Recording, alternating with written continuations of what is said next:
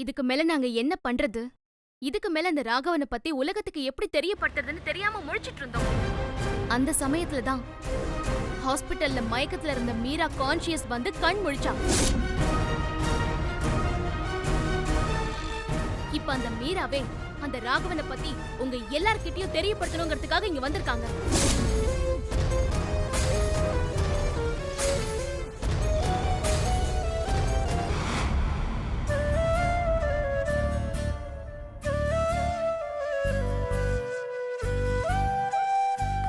யார் நீங்க? என் பேரு மீரா. அப்படியா? மீரா, பரவாயில்லையா உடம்புக்கு? சாப்பிட பரவாயில்ல. ஏதாவது எடுத்துட்டு வரவா? இல்ல வேண்டாம். தென்றல் அக்காவை பார்க்கணும். சரி, உள்ள போலாம். இருங்க. சரிங்க சார்.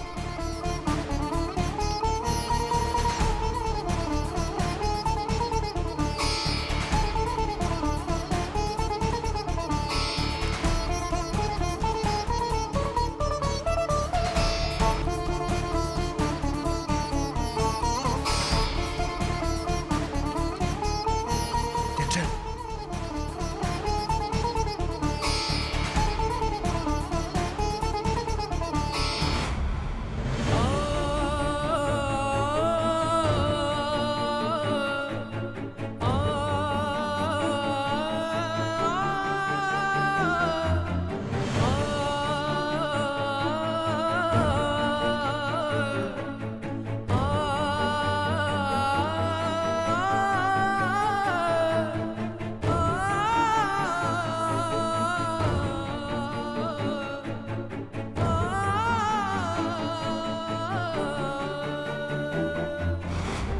மீரா, இப்ப இந்த ப்ரோக்ராம நாடே கேட்டுட்டு இருக்கு.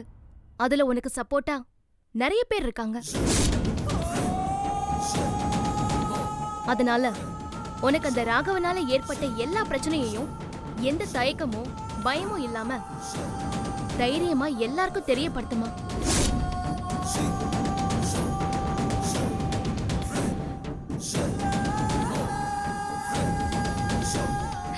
என் பேரு மீரா. என் அப்பா அம்மா வசதி இல்லாதவங்க. கல்லு உடைக்கிறது, கட்டிட வேலைன்னு ரொம்ப கஷ்டப்பட்டு தான் என்னை வளர்க்குறாங்க.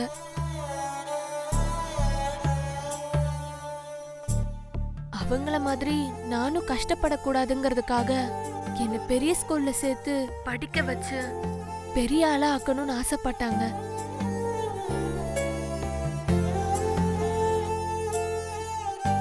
ஆனா அதுக்கு அவங்க கிட்ட பணம் எல்லாம் இல்ல. எங்க வறுமைய தனக்கு சாதகமா பயன்படுத்திக்கிட்டு அந்த ராகவன் சார் அவரோட ஸ்கூல்ல என்ன ஃப்ரீயா சேர்த்துக்கிட்டாரு.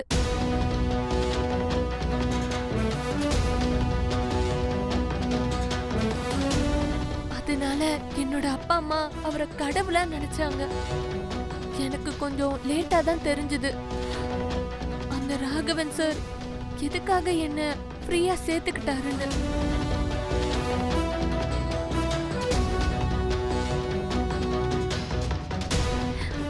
அவர் என்கிட்ட எப்படி எல்லாம் அசிங்கமா நடந்துக்கிட்டாருன்னு தெரியுமா?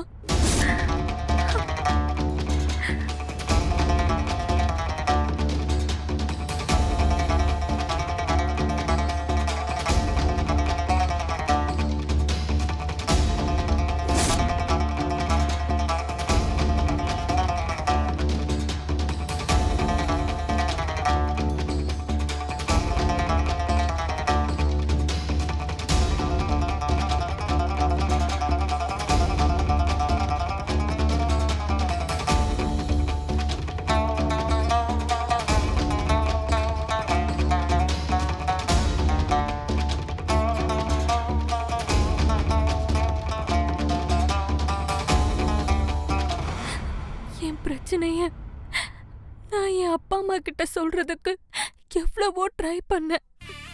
ஆனா அவங்க காது கொடுத்து கூட கேட்கல. அதான் மனசு வெறுத்து போய் நான் தற்கொலைக்கு முடிவு பண்ணேன்.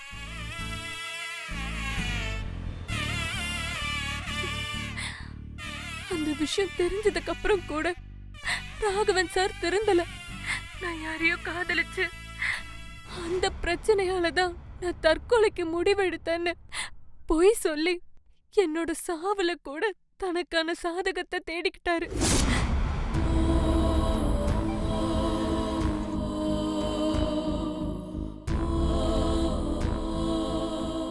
இப்படிப்பட்ட மோசமான மிருகத்தை தைரியமா எல்லார்கிட்டயும் காட்டி கொடுக்கறத விட்டுட்டு நான் தற்கொலை முடிவு எடுத்தது எவ்வளவு பெரிய முட்டாள்தனம்னு எனக்கு இப்பதான் புரியுது.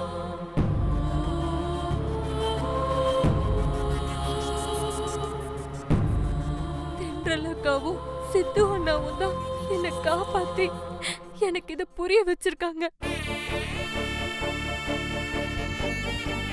என்ன மாதிரி இனிமே யாரும் இந்த மாதிரி முட்டாள்தனமான முடிவு எடுக்காதீங்க ப்ளீஸ். நம்ம பிரச்சனைய நம்ம அப்பா அம்மா காது கொடுத்து கேட்க மாட்டேங்கிறாங்கன்னு கவலைப்படாதீங்க. தென்றலக்கா மாதிரியும் சித்து அண்ணா மாதிரியும் நல்ல மனுஷங்க எல்லா ஊர்லயும் எல்லா தெருவுலயும் இருக்கதான் செய்யறாங்க. அவங்க யாருன்னு கண்டுபிடிச்சு அவங்க கிட்ட உங்க பிரச்சனையை எடுத்து சொல்லுங்க. அவங்க கண்டிப்பா உங்க பிரச்சனையை தீர்த்து வைப்பாங்க.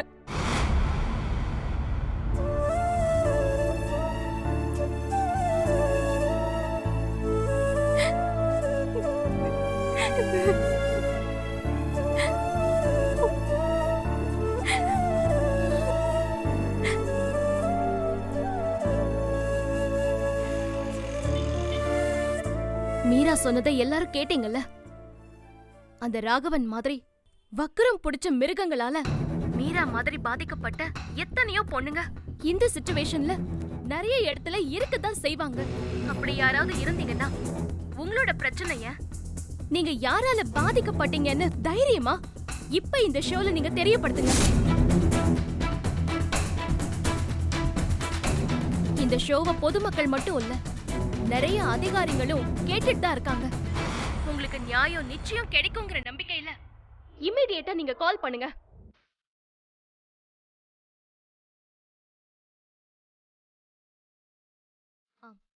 ஹலோ, சொல்லுங்க. நீங்க யாரு? உங்க பேர் என்ன?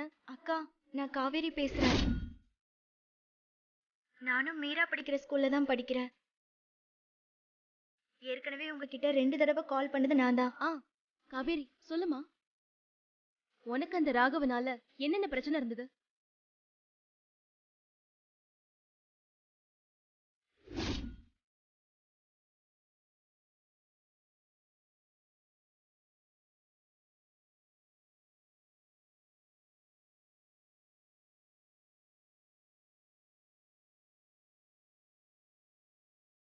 சித்து, ஒவ்வொரு காலர்ஸோட டீடைல்ஸையும் சிஸ்டம்ல ஸ்டோர் பண்ண. ஓகே. ஹலோ ஹலோ, உன் பேர் என்னம்மா? நீ எந்த ஸ்கூல்ல படிக்கிறேன்னு சொல்லு. அக்கா, என் பேரு மாலதி. நான் அம்பத்தூர் அழகம்மாள் சாமிதுரை மெட்ரிகுலேஷன்ல படிக்கிறேன். எனக்கும் எங்க பிடி மாஸ்டரால இந்த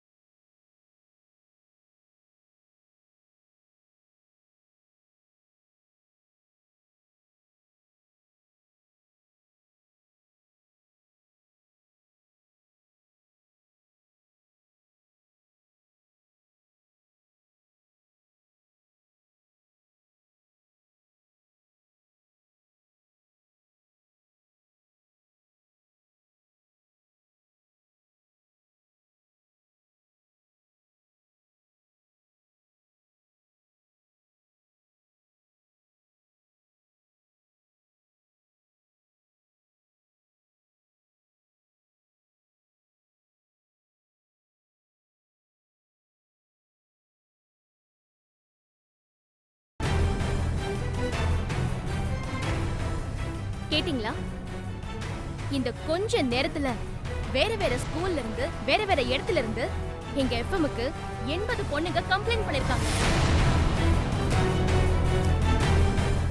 அவங்க எல்லாரும் டீச்சரால, பியூனால, பிடி மாஸ்டரால, சக மாணவனால, பஸ் கண்டக்டர்னால, டிரைவர்னால, சொந்தக்காரங்களால தெரிஞ்சவங்களால தெரியாதவங்களாலன்னு ஒவ்வொரு அப்பாவி பொண்ணுங்களுக்கும் ஒவ்வொரு மிருகத்தால பாலியல் தொந்தரவு நடந்துகிட்டு தான் இருக்கு.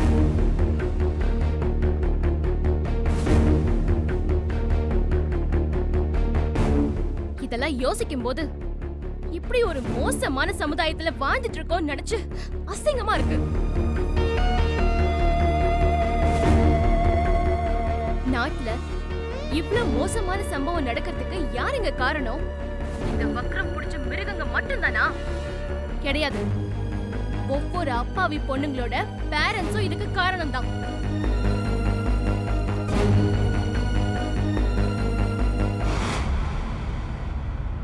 நீங்க உங்க பொண்ணுங்களுக்கு சரியான ஸ்பேஸ் கொடுக்காதது தான் காரணம்.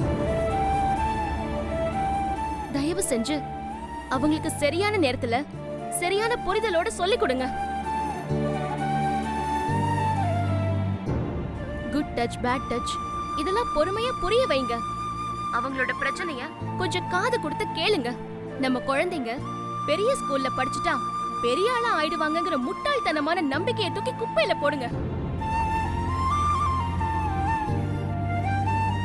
பிரில்லியன்ட் ஸ்டூடெண்ட்ங்கிறது பெரிய பில்டிங்கோட பிரம்மாண்டத்தாலையும் நம்ம கிட்ட வாங்குற ஃபீஸ்லயும் அவங்க ஸ்கூல் வருஷம் காட்டுற ஸ்கோர்லயும் கிடையாது.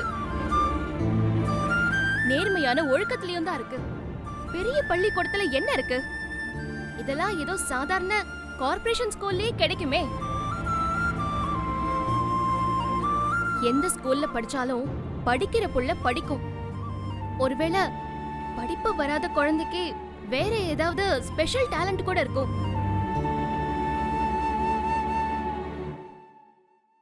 அது என்னன்னு கண்டுபிடிச்சு அதுக்கு அவங்கள மோட்டிவேட் பண்ணுங்க.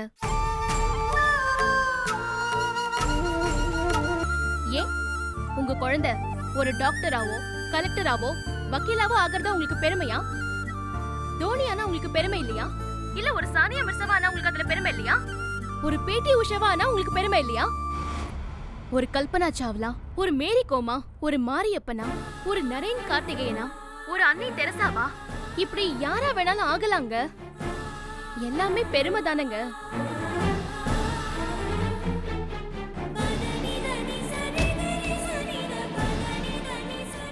ஒரு குழந்தை 10 மாசம் பொறுமையா கருவுல தங்கி நிதானமா இந்த பூமிக்கு வரும்போதே அது பெரிய திறமைசாலிங்கிறது நிரூபிச்சிருது.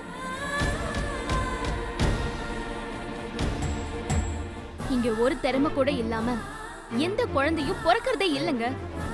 அது என்னன்னு கண்டுபிடிச்சு அதுக்கு அந்த குழந்தைய தயார்படுத்துங்க.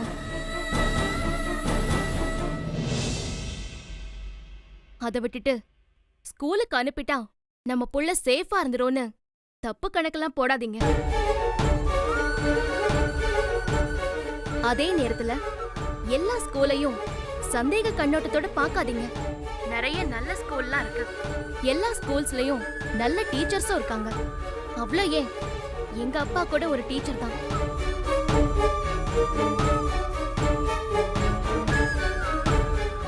ஒரு சரியான டீச்சர் எப்படி இருக்கணுங்கிறதுக்கு உதாரணமா நான் என் அப்பாவையே சொல்லுவேன். என் அப்பா மட்டும் இல்ல, என் அப்பா மாதிரியே நிறைய நல்ல டீச்சர்ஸ் நிறைய ஸ்கூல்ல இருக்காங்க.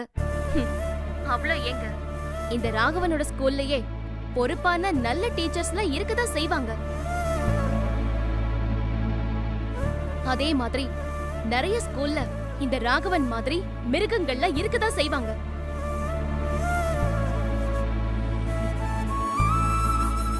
ஸ்கூல்ல மட்டும் இல்லங்க, ஸ்கூலுக்கு வெளியில போற இடம், வர இடம், வேலை செய்யற இடம், shopping mall, beach, park, railway station, airport, bus, auto, ரோட்ல, தெருவுலன்னு எல்லா இடங்கள்லயும் நம்ம பிள்ளைங்களை கடிச்சு திங்கறதுக்குன்னு எத்தனையோ மிருகங்கள் காத்துக்கிட்டு தான் இருக்கு.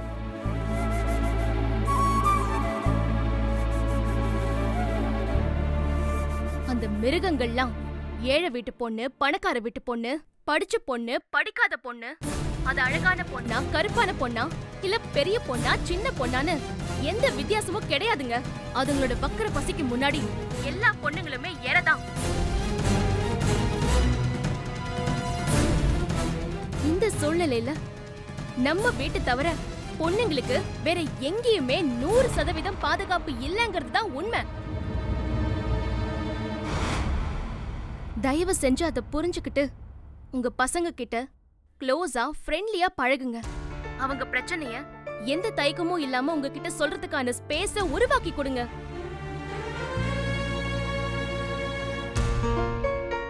அதே மாதிரி நான் பசங்களுக்கும் ஒன்னு சொல்றேன். உங்க அப்பா அம்மா உங்க பிரச்சனைய காது கொடுத்து கேட்கலன்னா அழுது அடம் பிடிச்சாவது கேட்க வைங்க. அதை விட்டுட்டு தயவு செஞ்சு மீரா மாதிரி தப்பான முடிவெல்லாம் எடுக்காதீங்க. அப்புறம் பேரண்ட்ஸ் குழந்தைங்கன்னு 2 பேருக்குமே நான் பொதுவா சொல்லிக்கிற விஷயம் என்னன்னா, இந்த ராகவன் மாதிரி வக்ரம் பிடிச்ச பிசாசுங்களால பாதிக்கப்பட்ட யாரா இருந்தாலும் அத உடனே எல்லார்கிட்டயும் வெளிப்படையா தெரியப்படுத்துங்க. அவனுங்களை இமிடியேட்டா எல்லாருக்கும் காட்டி கொடுங்க.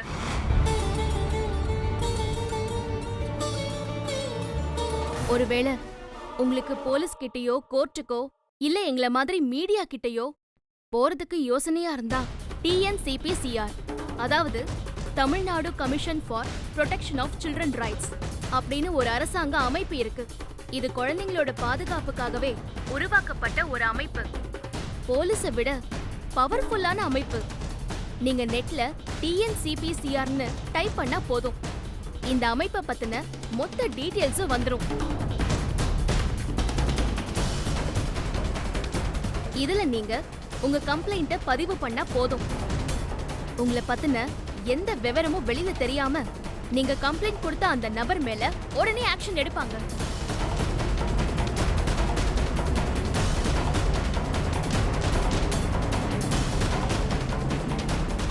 நீங்க உங்க பிரச்சனைய மத்த யார்கிட்டயும் சொல்லாம இருந்தாலும் பரவாயில்ல, அட்லீஸ்ட் இந்த TNCPCR அமைப்பு கிட்ட மட்டுமாவது சொல்லுங்க. அதை விட்டுட்டு இத நீங்க வெளியே சொன்னா அவமானம், அசிங்கம், பக்கத்து வீட்டுக்காரங்க மதிக்க மாட்டாங்க, சொந்தக்காரங்க மதிக்க மாட்டாங்கன்னு நீங்களே உங்களுக்கு பாதிப்பு உண்டு பண்ணி தப்பானவங்களை காப்பாத்திராதீங்க.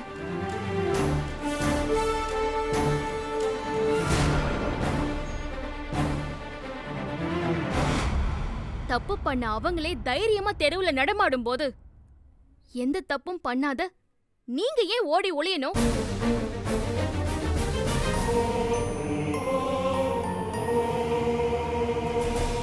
ஓடி ஒளிய வேண்டியது, அவமானப்பட்டு தலகுனிய வேண்டியது, அந்த அவமானத்தால அசிங்கப்பட்டு தற்கொலை பண்ணி சாக வேண்டியது, இது எல்லாமே அவங்கதான், நீங்க இல்ல.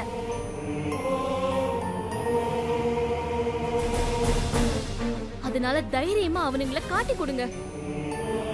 இங்க நம்மள பயமுறுத்துறதுக்கும் நம்மளுக்கு பாதிப்பை உண்டாக்குறதுக்கும் அந்த ராகவன் மாதிரி 100 பேர் இருக்காங்கன்னா, நம்மளுக்கு சப்போர்ட் பண்ணி நம்மளோட கை கோக்கறதுக்கு லட்சம் பேர் இருக்காங்க.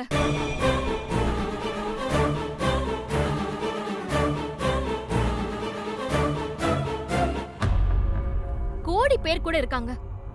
இந்த உலகத்துல எல்லாருக்கும் எல்லா பிரச்சனைகளுக்கும் 100% தீர்வு இருக்கு. தயவு செஞ்சு அதை நம்புங்க. தப்பான முடிவு எடுத்துறாதீங்க ப்ளீஸ்.